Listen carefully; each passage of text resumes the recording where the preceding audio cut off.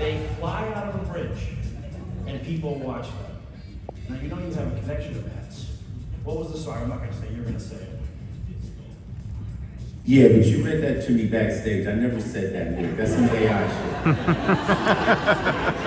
I asked ChatGPT. I said, did Ice-T ever have a song with bats in it? And it said yes. Are you ready? Can't stop me. I'm on a roll.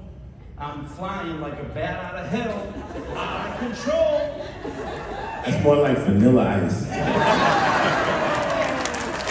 the AI chatbot, ChatGPT, I said, why did you say that? And it said, this line alludes to the speed and recklessness with which Ice-T moves, comparing himself to a bat flying out of hell. Accurate or not? That exemplifies the problem we have with AI right now. Give it up.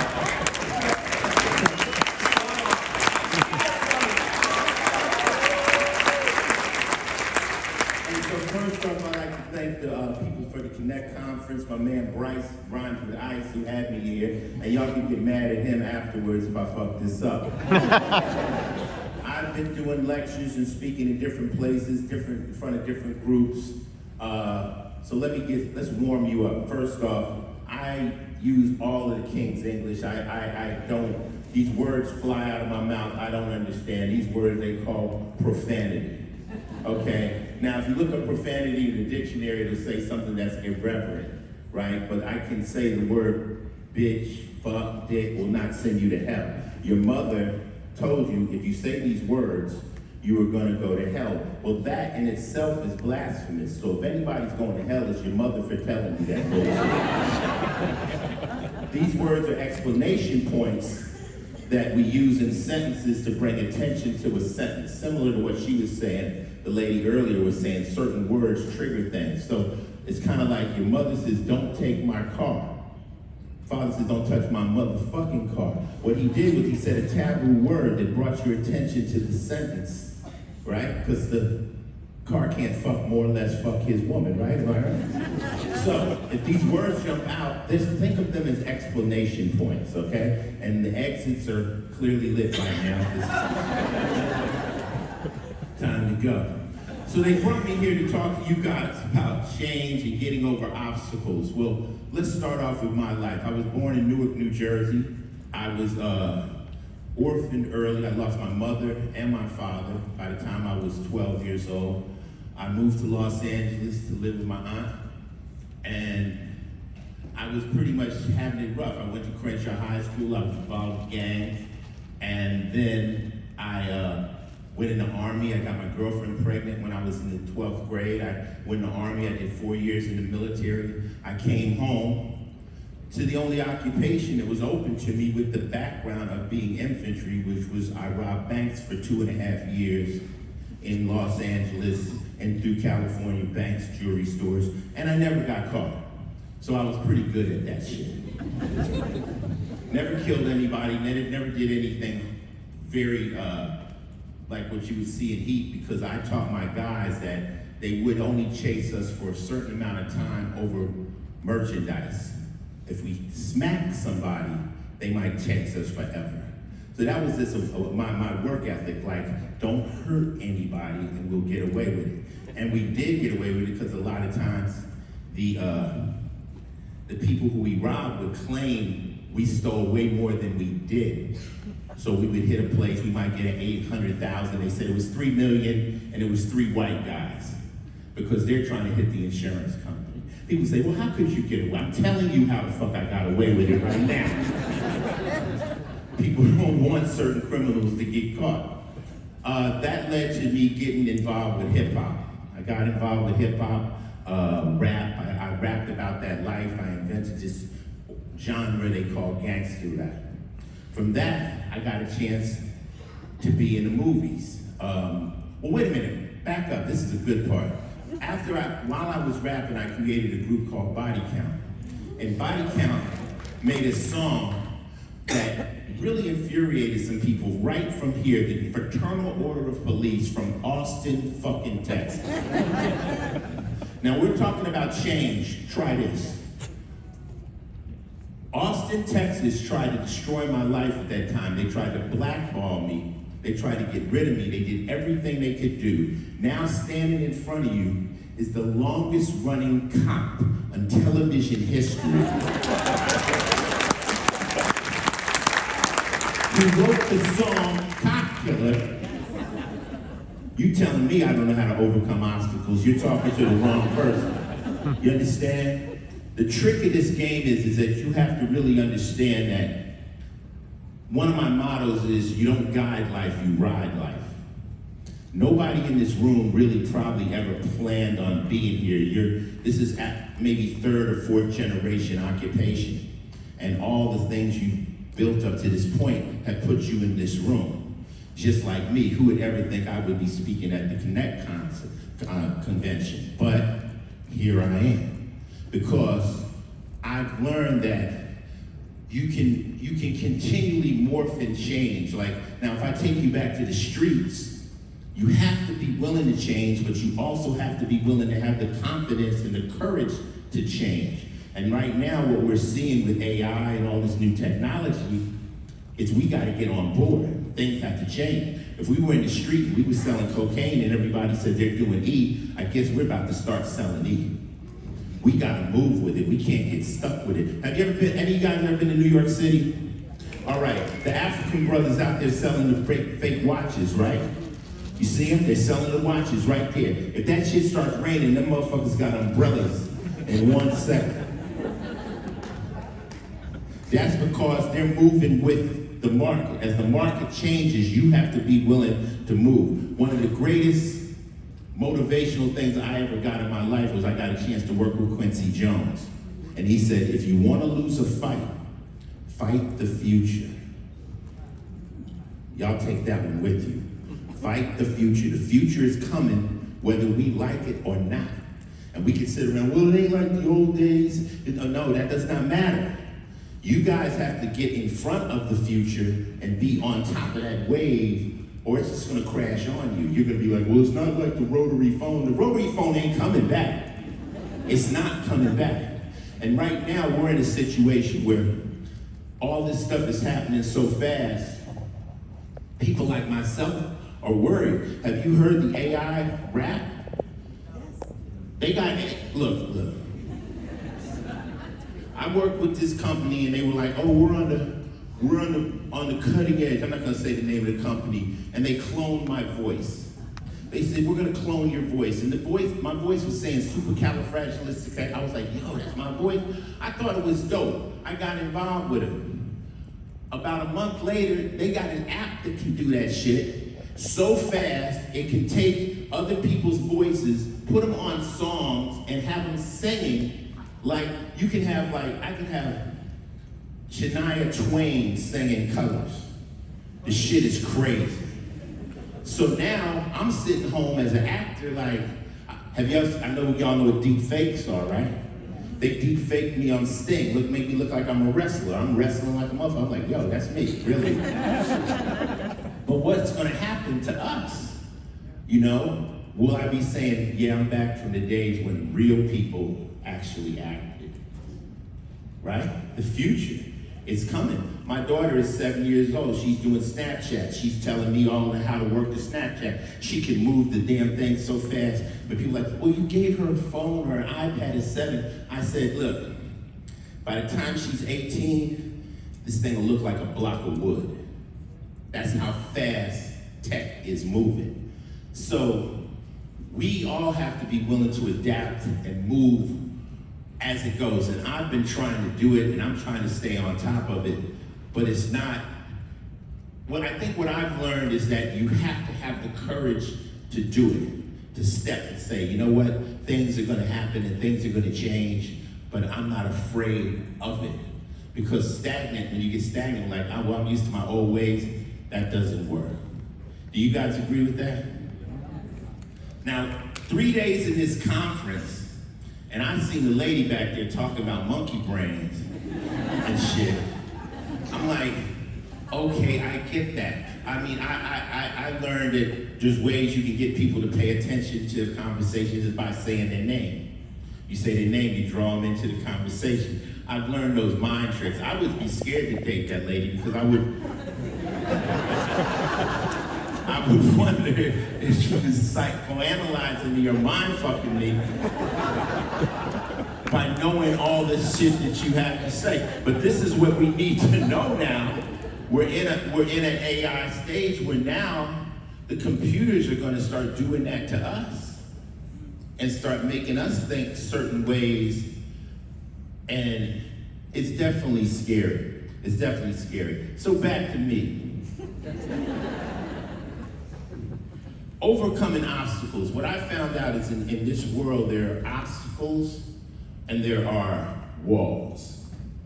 A wall is I'm a black man. I'm always gonna be a black man. That's what it is. That's a wall. You know what I'm saying? Now that people can change their genders and you say you're a man, you're a woman, but now I know I'm black. That ain't gonna change. Okay, so that's a wall. An obstacle is something that looks like a wall, but it's just because you haven't gotten over it.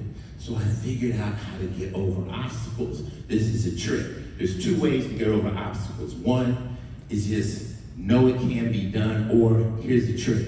If you can find somebody like you on the other side of that obstacle, they can tell you how to get around that obstacle. The problem is, it was probably so hard for them to get over that obstacle, they don't want to share that information with you.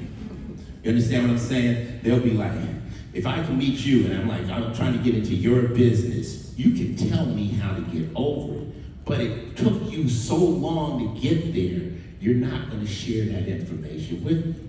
Another thing is I've noticed is when people ask me about obstacles in music business or television or film, and I tell them how to get over the obstacle, they don't want to do the work. They don't want to do the work. They want to know a shortcut. Is there a shortcut? But Ice-T's Daily Game. I got a podcast out. Let me do some blatant promotion. It's called Ice-T's Daily Game. It's on iHeartRadio. It's 5-minute little nuggets of wisdom.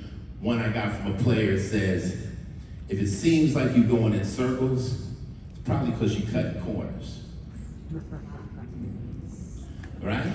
A lot of times when you look for that shortcut, you keep returning back to the same place because you're not willing to do all the due diligence and the work that's necessary to accomplish it correctly. Until you're willing to do that, don't get mad. You know, don't get mad at the results you didn't get from the work you didn't do. You know?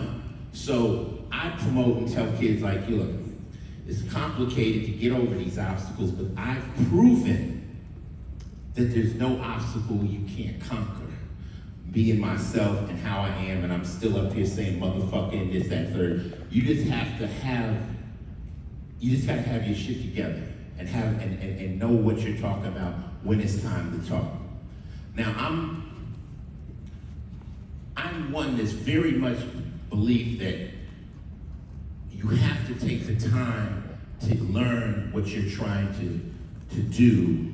You just can't jump into it. So you have to be willing to put that time in. And I guess the simple fact that you guys are at this Connect conference, that's a test to you guys. You're willing to put the time in to get to these next steps. And also connecting to different people will help you get to these next steps. So back to me. I find myself all of a sudden getting a chance to act. All right, now I'm a rapper. I have an album coming out called Original Gangster, and they want me to play the police in a movie called New Jack City. I am scared shitless. I'm making millions of dollars. I got platinum records, but they want Ice-T to play the cops. I'm scared, so I talk to my friends. I say, they want me to be in a movie, man, but you know, they want me to play the police. How you feel about that? Word? Could I be in the movie? I'm talking to my friends. I got friends in prison, locked away. Like I said, I got away. We all didn't get away. A lot of them are stuck, never coming home. Yo, man, I know you in the bowels of the devil. I know you stuck, but they want me to play the police in this movie. How you feel about that? Word? if I was out, could I be in a movie? So I was getting my hair did. You know, I was at the place back in the day. Y'all really know me, knew I used to have a perm. My hair used to be more wavy than the ships in the Navy. You understand what I'm saying? Yeah.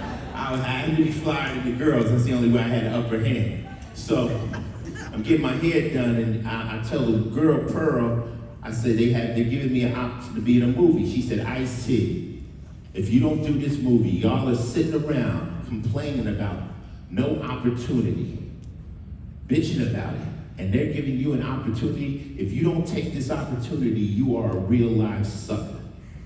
You are a real life sucker. You need to shut up. I did the movie. The movie was successful. I was scared as hell.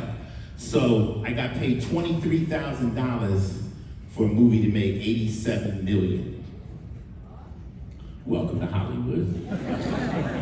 It's called paying your dues. You know, I was not an actor at the time. I couldn't get more than SAG rate. Here's another funny story. My next movie I did with Denzel Washington called Ricochet, John Lithgow. I walk into Joel Silver's office, one of the biggest producers in Hollywood. You know, Joel Silver's does The Matrix. He's big. Walk in his office, he got a Predator statue.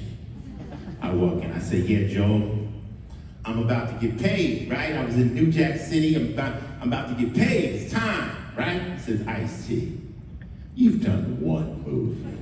So I just took it again. That movie I made double. What? This is the game, though. You can't just come in the game and get paid. You get paid based on your value. Your value, my value wasn't there yet. When you see, oh, well, Drake can sell out Madison Square Garden 2 nights in a row, that's why he's making money. I can't sell out Madison Garden 2 nights in a row. You're getting paid based on your value. If you're an actor and your name is Brad Pitt, and it goes above title and people go to the movie just to see you, that's when you get the money. If you're an actor in the movie and people don't give a fuck whether you in it or not, you don't get paid like that. All right? Breaking down a little show business shit for you. So now I'm in the movies, I'm doing this, I do Johnny Mnemonic with Keanu Reeves.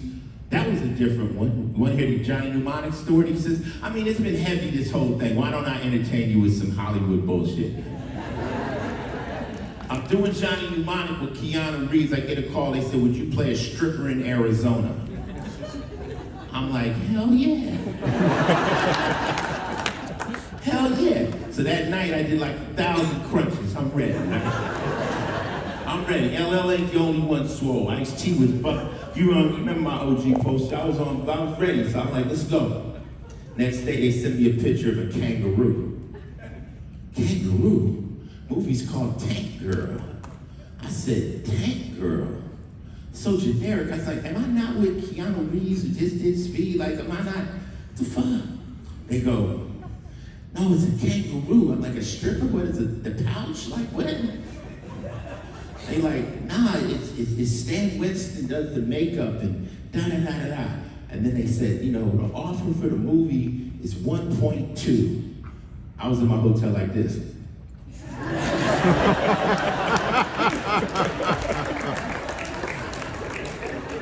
You a motherfucking kangaroo for $1 million. I don't got nothing against kangaroos. People always say sell out. Selling out is going against something that I really believe against. Let me shut my words down for the money. I have nothing against kangaroos. So I did that movie. So that's some Hollywood shit.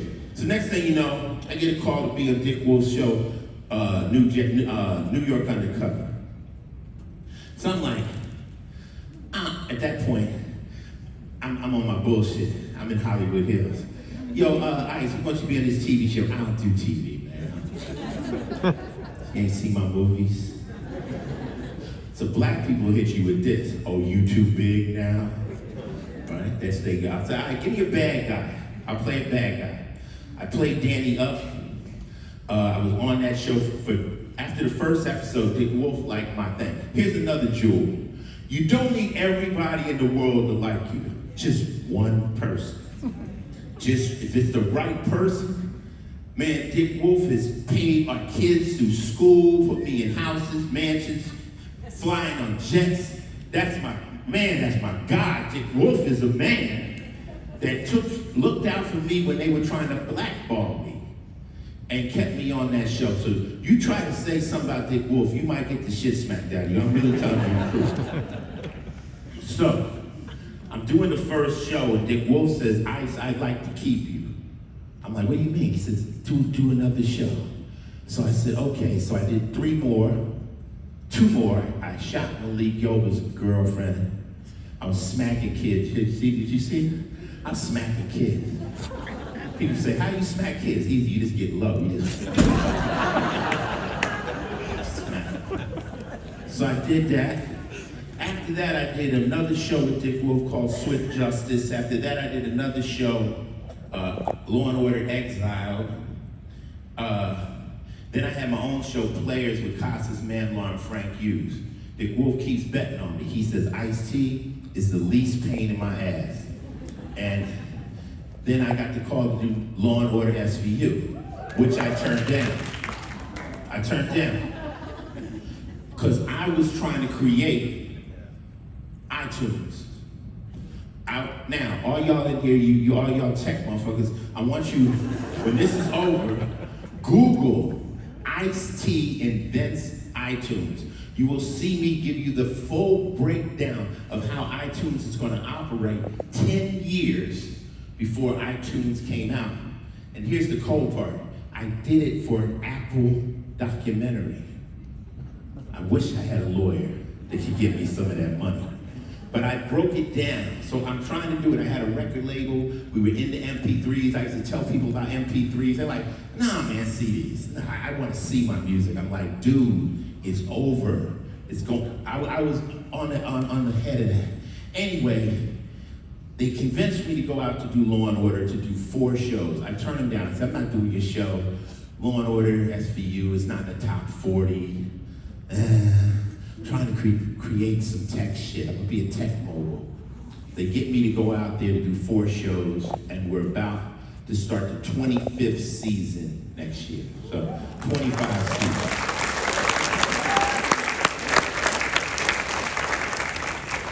What did I learn from that?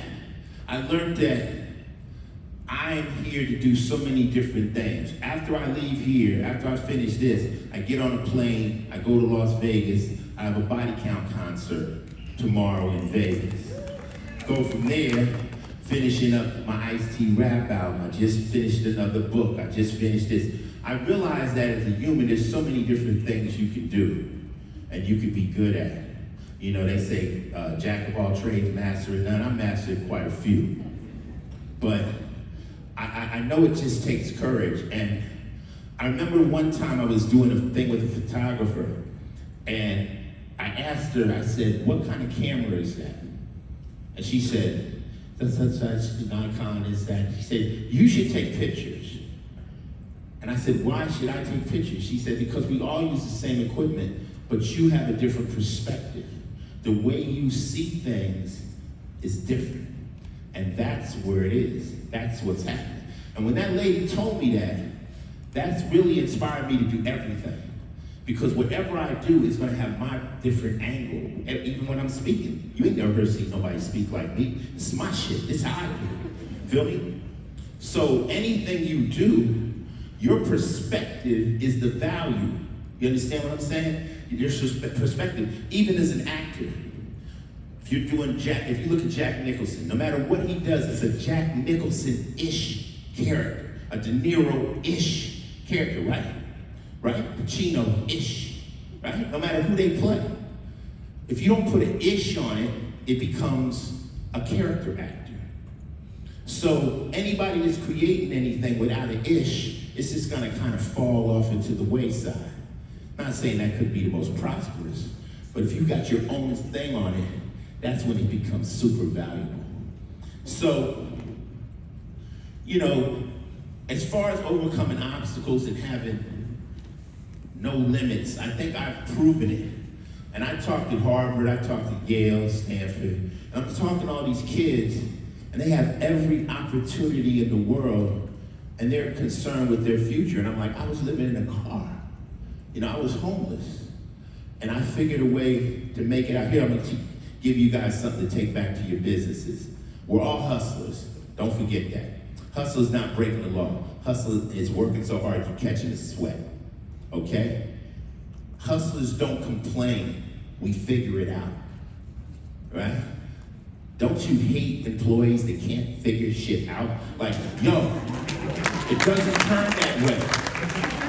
It doesn't turn that. Turn it down. Let's try it. Oh, it worked. We don't complain. If you're a boss, you don't complain. You figure it out. That's one of the keys to me. I'll figure this thing out. I'll get up here and I'll say, you know what? These are very intelligent people, but they're giving me their time to sit with me. Some of them might have grew up with me. I'm not in the same lane or trade as them, but they said there's something maybe I can get from Ice-T. Even if one little thing I say is a jewel to you, that'll help you. I'm gonna end this with a joke. All right, this is a joke that inspires me about taking risks. Now, before I start this joke, if anybody knows this joke, don't blatantly say my fucking punchline. Joke about a preacher in a flood. If you know the joke, it's cool. Preacher was in the flood, and there was a boat came by. The water was up to here. They said, preacher, get in the boat. He said, no, women and children first. I'll be okay. And the boat left. The water was up to here. The people in the boat said, preacher, please get in the boat. He says, no, I gotta make sure all the women and everybody in the city is safe. And that boat left. Water was up to here. Another boat came. They said, get in this boat. He says, no. Doing the work of the Lord, I'll be okay. And that boat left, and he drowned. So when he got to heaven, he saw an angel, he saw God. He said, can I speak to God? He says, God will talk to anybody. He walks over to God. He says, God, can I talk to you? He said, yes, my son. He says, I went to church 7 days a week. He said, I know and I love you for that. I never broke any of the 10 commandments. He says, true, and I love you for that. He said, I've never spoken your name in vain once. He said, I love you for that. He said, God, if you love me so much, why did you let me die? He said, let you die? No, motherfucker, I sent you 3 boats. You know,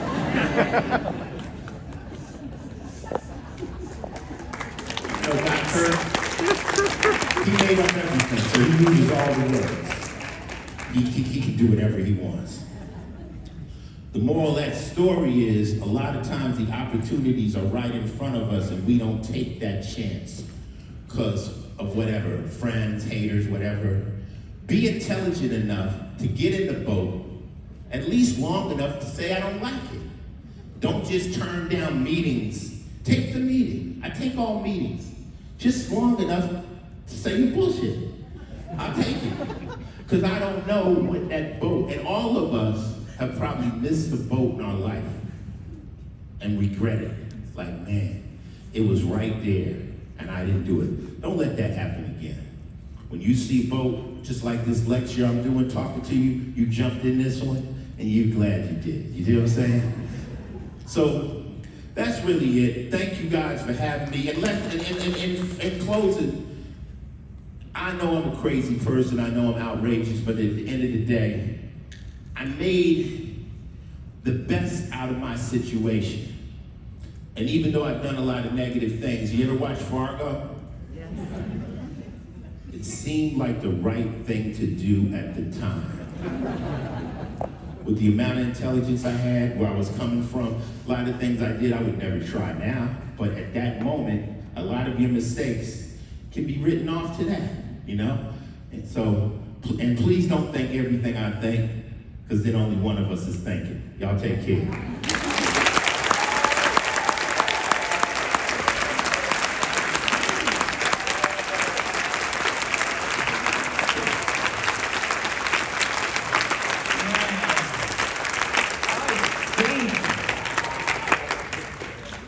Where's Bryce? Bryce started this company as a blog in 2003 about content management systems. Did you think 20 years later, Ice-T was gonna be on a stage jumping around like a kangaroo. Shout out to Bryce for having me come here. That's dope.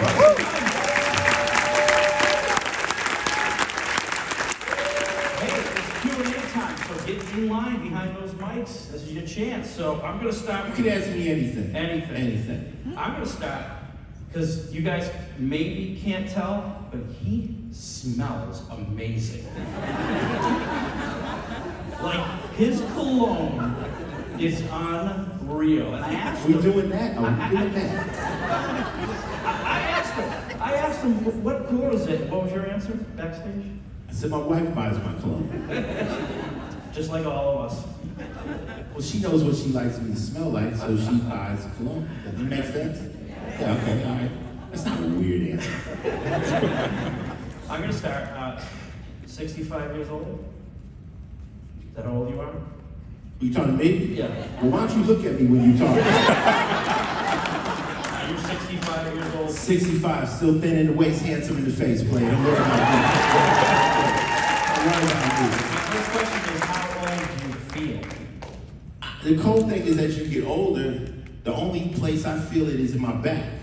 You know, but in my brain, I still feel like I'm 21. You know, I'm still vibrant and happy. And as you see, I haven't changed much. I'm the same Ice you grew up with. It don't really change. What I found out though is real never changes. If people are putting on a fake, it'll change. So James Brown was James Brown till he passed. Ozzy will be Ozzy till he goes. People that are real, we don't really change. It's just who we are. But yeah, 65, baby. How old are you? 45. You gotta work on it, huh? A little bit. I got the handsome thing down. I don't have the slim thing down. Yeah, 45. I'm 20 years older than you, my man. What's that? Who wore it better? Look, black. Come on. Who wore it better? All right, come on, man. Let's go. Wait for it. I'm not. Stop it. You asked the question. Who ordered the same Law and Order? You opened that up. All right, go ahead.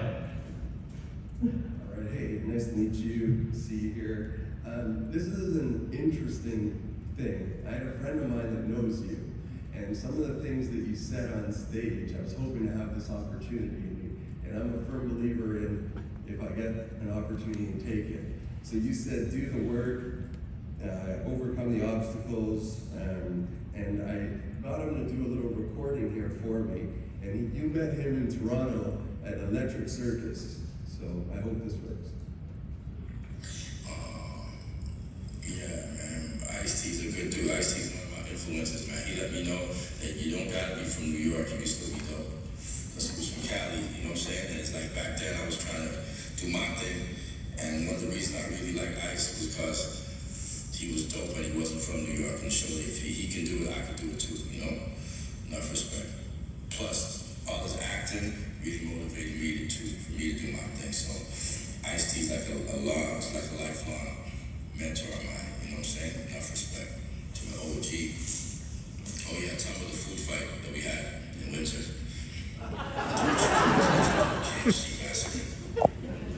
Yeah, that was like some AI shit right there. But yeah, anyway, yeah, I met him, and that's your friend, and we were able to connect here in Austin, Texas. How dope is that? No, it's not that. It's Maestro Fresh West, Wesley Williams, out of Toronto, and he's the Run DMC of Canada. He's got some Juno Awards, our equivalent of the Grammys, and I went to high school with him, and I said, I'm going to be here, and hopefully I have an opportunity to say hi. So it's not AI, it's Wesley. That's dope. Tell him I said what's up. Thank you. Okay. Before I let you go, I'm gonna ask the co-worker's question that just came in. Co-worker. Jordan, you gotta say Jordan's name so she can like give her some love. She loves you.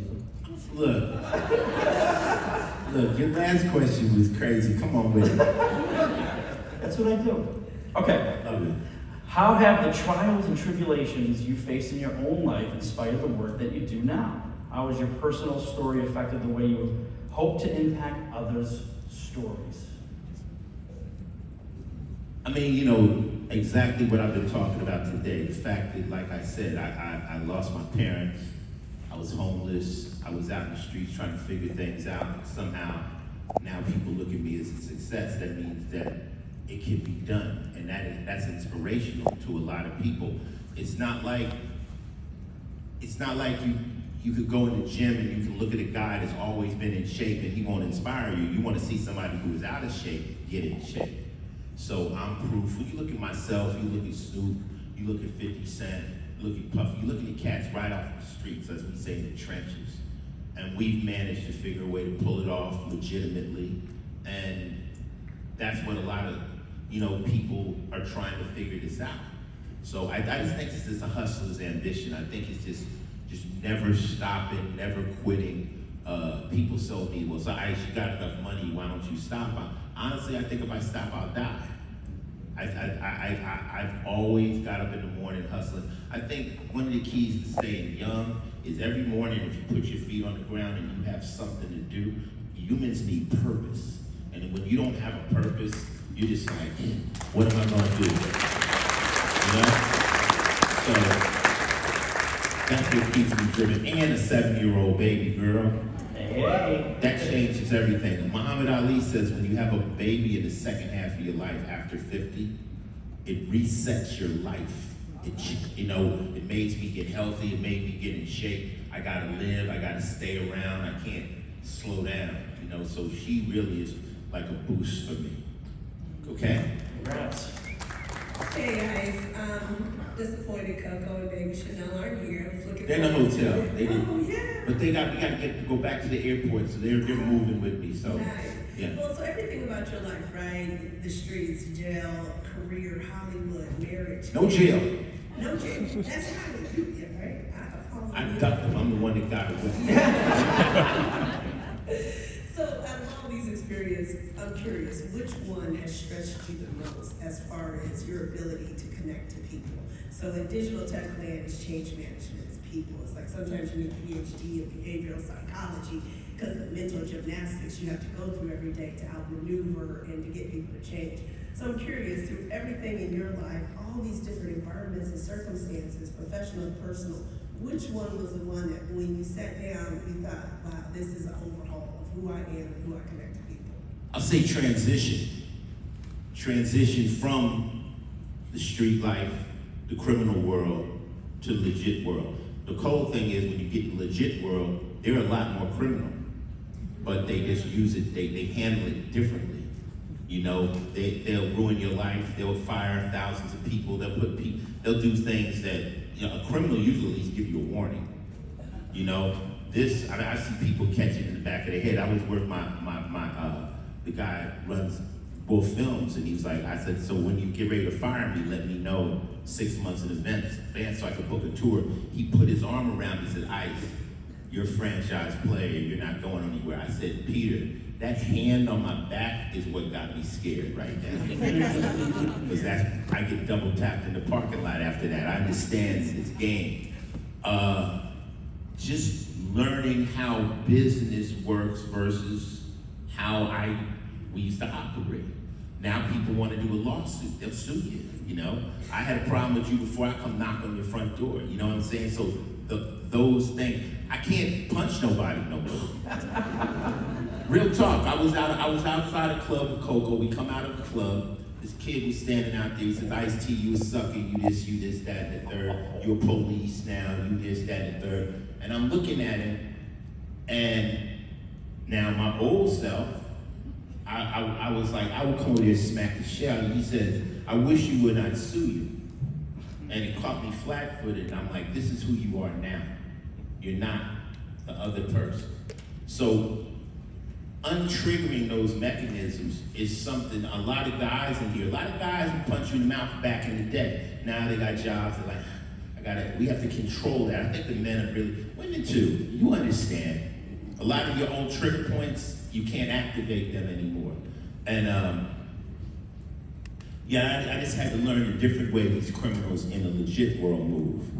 They're different, but they're just as cold-blooded, or even more so. You weren't as fortunate as Rocky Balboa in Rocky V, when he said he punched the Don King character, and he said, sue me for what? Yeah, he was broke. Yeah. Now, after after that situation, I got in the car and Coco was like, I told you, they're just trying to push your buttons. They come through that. Were you scared of him? You weren't scared of him. You could have killed that kid. Why are you worried about it? She's really in my ear like saying, ice, you know, but this is just, I always tell people, I say, if a serial killer became a gardener, right, a florist, is he a florist or just a serial killer that likes flowers? What's the answer? I'm scared to answer. So the thing of it is whoever you probably are is really there. It just might be buried in new levels of new identities and stuff. And you just never know who you're dealing with. You know, you could be dealing with the nicest lady. I watch Snap. I know what happened. Sir. Yeah, it's a pleasure to meet you. You used to run the streets, and then you went legitimate, as you said. Can you share with us, was there a moment or something that happened that was like, clicked in your head, and you're like, I can't do this anymore? Yes, sir. Absolutely. Fame.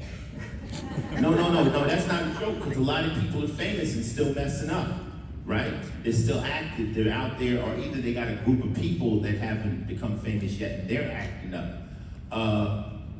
As I became famous, I'm now being watched, I'm being interviewed, and a lot of my guys were still active.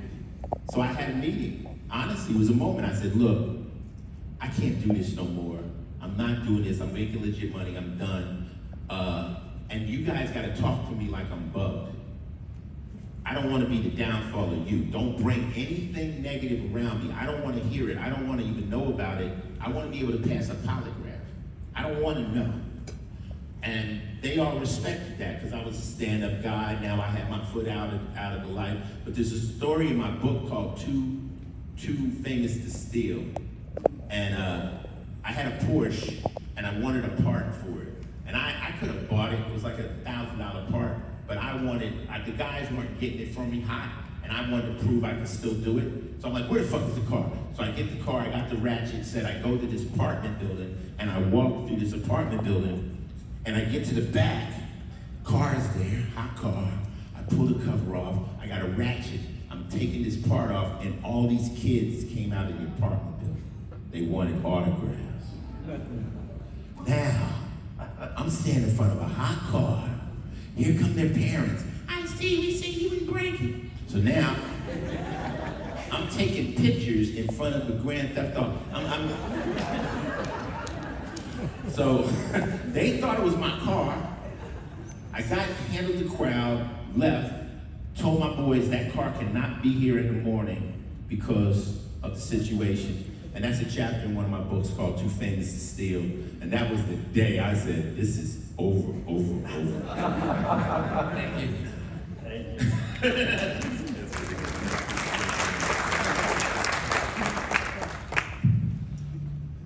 Hello, Mr. T. Nice to meet you. I'm Nicole. Hello. Okay, so you talked a little bit about walls and obstacles. Yes. I am a woman, a Middle Eastern Christian American. I'm sure a lot of people can relate. How do you overcome walls? I'm very proud to be both of those things, but they also can at times be walls for me. Well, first off, that wall of you being a Middle Eastern woman, you just need to embrace that. That's who you are. That's not, you can't change that. You never change that. My manager's name is Jorge Hinojosa, spelled Jorge Hinojosa. And early when we got together, he thought about changing his name. He already calls himself George. I said, if you change your name, I'm not working together. That's who the hell you are. So you have to hold on to that. Now, anything else is an obstacle. And there's people just like you that have made it into, to great heights. So when you hit that obstacle, like I said, look for an ally. Look for somebody like yourself, a woman, and see if they'll give you some game. They'll give you, like, this is what it took. This is the way I maneuvered this. You know, me being a black man, you know, you could come to me and say, well, how did you get around this? And I'll tell you, because I'm not a hater, I'm not gonna hold it back. Like I said, others will. They won't want to tell you because it was too difficult for them. Don't worry about them. But no, hold on to who you are. Please don't change that because you'll regret that forever. Okay? Thank you.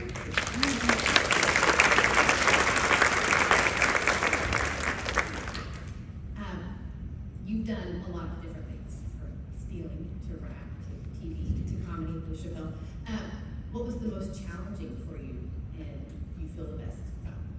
Well, the most challenging thing I ever did, two things. One was stand-up comedy. That's I, easy. nah, shit. I do stand-up comedy on Isos Coco. She donated me to be this. I did it at Caroline's in New York City, and that was nerve-wracking. See, the thing of it is, people that are comfortable in certain situations are terribly uncomfortable in other situations. No one is a genius of everything. People are geniuses of certain things. You know, the guy that can do, nuclear fusion and all that probably can't make a pizza, right? So the term genius means in what category are they a genius? So me, I might be able to do music, but comedy scared me to death. And then the hardest thing I've ever done was I did an Audible book for Dungeons and Dragons. The names were like Dersh Der Odin, and the cities were, 5-syllable words. And you read Dungeons and Dragons, those who do read Dungeons and Dragons, you read it in your head. You don't try to say it. So they said it took 4 hours, it took 4 days for Audible. I went back, and every time I went to the bathroom, they said, "We thought you were never coming back." And it was difficult. So that was the hardest thing I ever done. Thank you. We should get this thing to be ready for I Hey, Ice. I love the outfit. She's made rocking. my week. That's You what's just up. made my week. know. She's rocking the office. I want to ask about the boat and having the courage to jump in the boat, because I think that's something I'm really going to take away from your talk. The vote? The boat. The boat, yes. Not missing the boat. Don't miss that boat. Is there a boat you haven't taken that you wish you had, and what did you learn from that? How do you use it now? I'm quite sure there are. I learned that joke a long time ago. So I've always, but like the acting boat, I almost didn't take it because I didn't know if I doing the original gangster album playing a cop would be, but I took it and look what happened. So that joke can go for relationships. That joke can go for all kinds of things that I think it's more about not being predetermining what that boat is. Give it a chance. Give it a chance to find out. And be smart enough to know when it's not the right boat. Be smart enough, don't let anybody guilt you into doing something you don't want to do. I will sit up and do a meeting with people and they come up with all these great ideas, and I'll tell them, I'll say, that probably sounds like the greatest idea in the world to you. I just don't get it. I don't get it. You gotta take it to somebody to get it. Because when you're trying to pitch something, you need someone who's passionate. You need somebody who's like, yes, let's do it. Like, because that's what's gonna take it over the humps. But somebody, I don't know, leave that meeting, that's not the right person. Thank you. I thought we knew the opportunity to be in a partner with Eddie Murphy's singing career. Wasn't that the case? You gotta work on your comedy. Noted. Partner with Eddie Murphy's singing career. I love you though. Let me stand next to you because people think I hate you. You can punch me out. No, you probably will. Somebody in the audience will say, I had trauma, mental trauma. I saw Ice beat the back. Punch the back on the stomach. Okay. We were backstage talking about Eddie Murphy. Well, I'm not as cool as Eddie Murphy, and my question is not funny, but some of the things you shared with us today, like some concepts of, let's say, not guiding life, and like writing life, embracing the future, not fighting it. Some of the things that are really important to me are like integrity. Like I think it's very important to bring like salt and pepper wherever you go, like your own salt and pepper, like adapting to things, reading a room, everything like that. What has helped you to do the same, like, to be you, to bring your own flavor to things, not to lose sense of yourself? Well, integrity is really important. Like I said, I earned that in my first life. You know, all you got is your word. And I was talking to one of my friends yesterday last week, and he said, Ice, if people would just do what they say they were gonna do, life would be so much easier. And he says, honestly, you've always kept your word. So I will quickly tell you no. I make yes very difficult, you know, but once I say yes, you got me. I don't know, I think the integrity is just built in certain people. I've sat in rooms with people that were straight backstabbers, that were just like, yo, you know, we could do this, we could take this, we could steal this. I'm like, word, that's how you guys plan on making money? And because I've always had integrity, I've never had a bodyguard, I've never had any problems because I've always been a man of my word and I've never double-crossed people.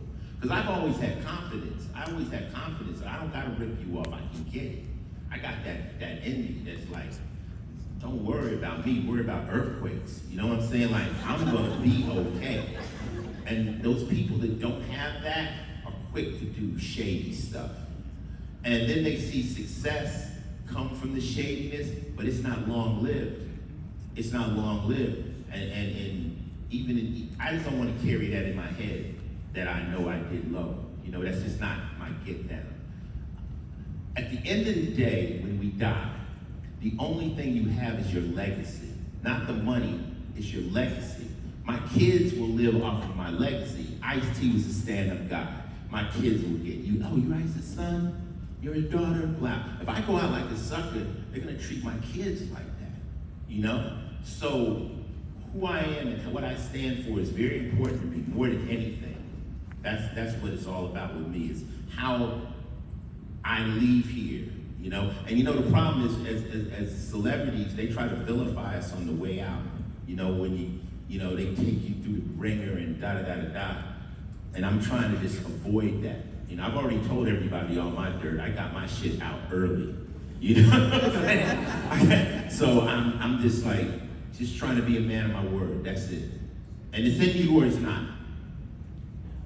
Well, thank you for that, and thank you for accepting the TV role. I thought it was so when I moved to the States and helped me with English, so thanks. Yes, sir. All right, couple more, everybody. These the last two? Yeah. Last two. Then we let y'all go and get drunk or whatever we do. Get some pictures. Uh-huh. Stay around. I'm doing pictures. Yeah. Let me tell you, you guys talking about marketing? I had a buddy who used to have these business cards and he would go around to girls and it said nude photographer.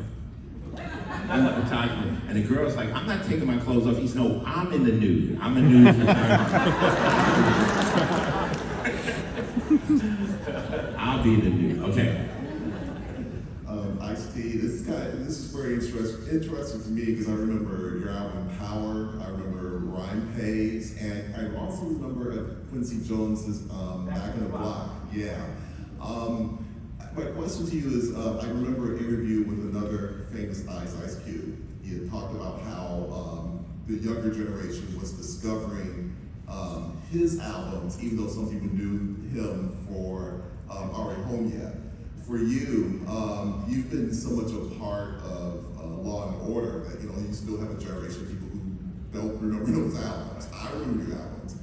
Has there been times where people really surprised you, or has it changed how you advise even the younger people who may be interested in music today? And thank you. Well, no, when I'm talking to younger people, I just try to give people advice to the best of my knowledge at the time. You know what I'm saying? Like right now, what I know, that's what advice I'm giving you. Earlier, I might have given you some wrong advice because I just didn't know, you know? But Law and Order being on 25 years, if you're 22, I've been a cop your entire life. So a lot of the kids don't have any reference point to me in doing music. But here's the great thing.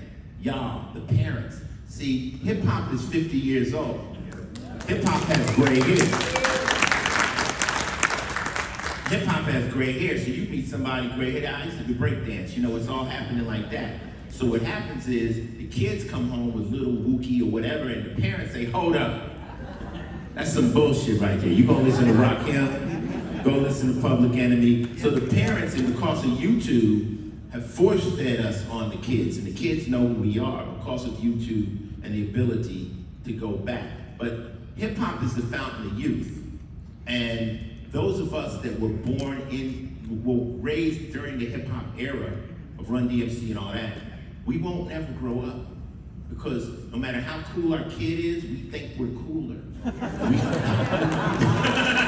And we are. We are cooler than them. They just don't know. So that trap that held, because hip-hop was a youth-based culture. We were all kids, and we grew up through it, and so we lived it. So it's a beautiful thing, you know, and the new kids, they're trying their thing, they're doing their style of music, but no, this generation of parents, and this one more thing before we go. The reason a lot of things are happening now, when you see Snoop and them at the Super Bowl and me on a Cheerios box, is because the gatekeepers have changed. The gatekeepers, the people that were scared of Eminem and all them, they're gone. Now I walk into a big Fortune 500 business and the CEO's 48 years old. And he's like, guys, I grew up with you, let's get some money.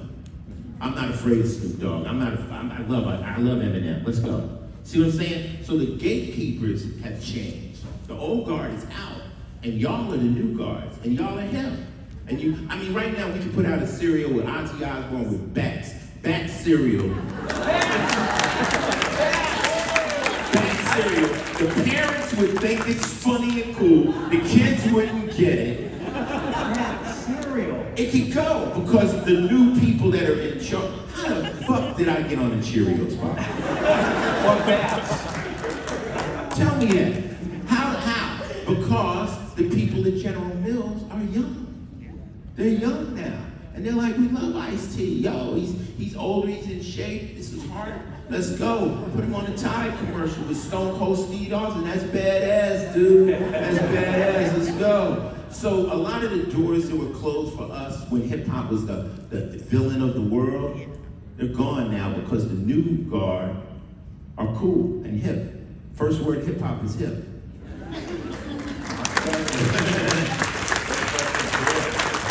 Last question. All right, that'd be good. Hello, Steve. Good to meet you. Pleasure. Love the speech. But I'm younger in my career, and you were telling your story. It sounds like, to put it in corporate talk, you've had a lot of career changes, right? You're in the military. You got someone pregnant in 12th grade. Robin Banks.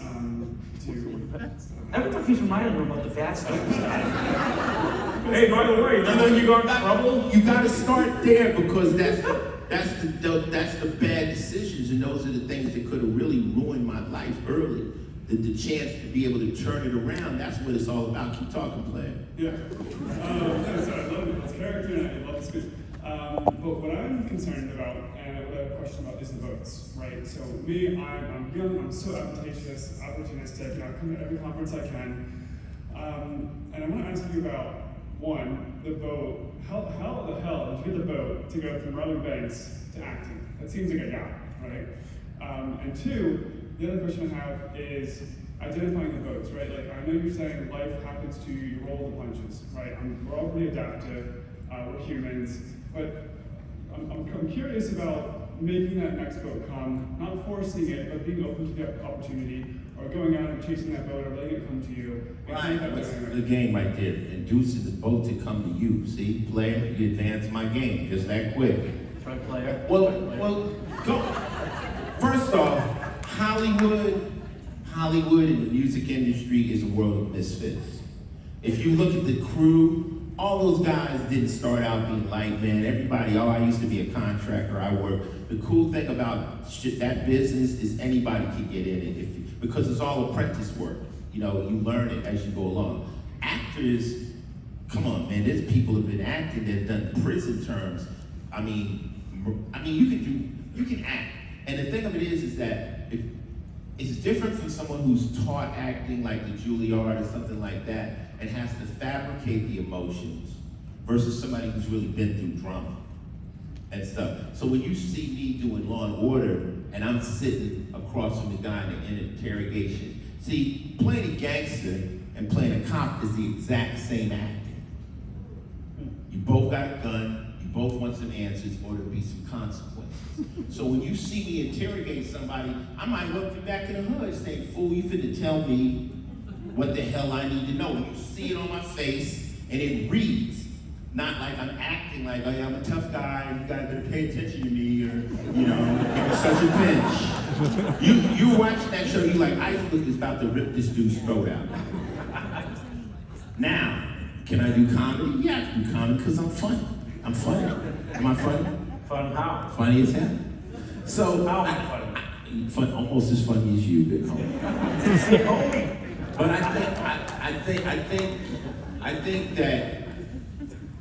I think that as you grow, how old are you? 24. Well, see, look, let me say something right quick. I'm looking around the room. You already got a head start on everybody. Like the people in this room aren't 24, and they're here to, and that's not a diss. That's a compliment. That's a compliment. That means other 24-year-olds aren't coming to this conference.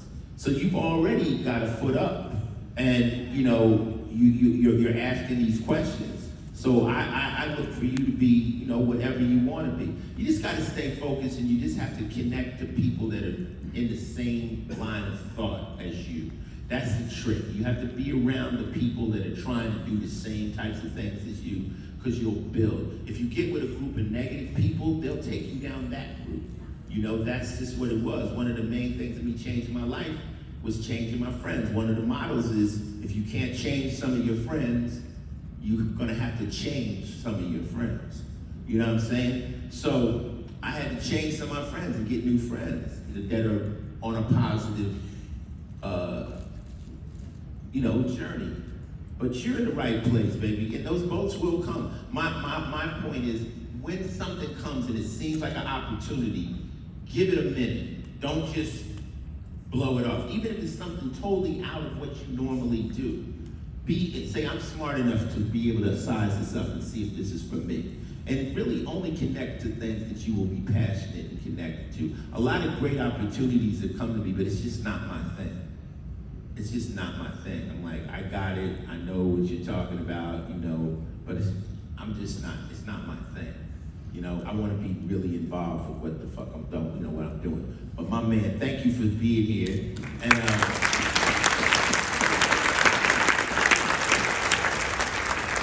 so what we do now, Big Homie? Well, Big Homie is going to make an announcement, unless anyone has any more questions about Ice-T's troubled past. One for this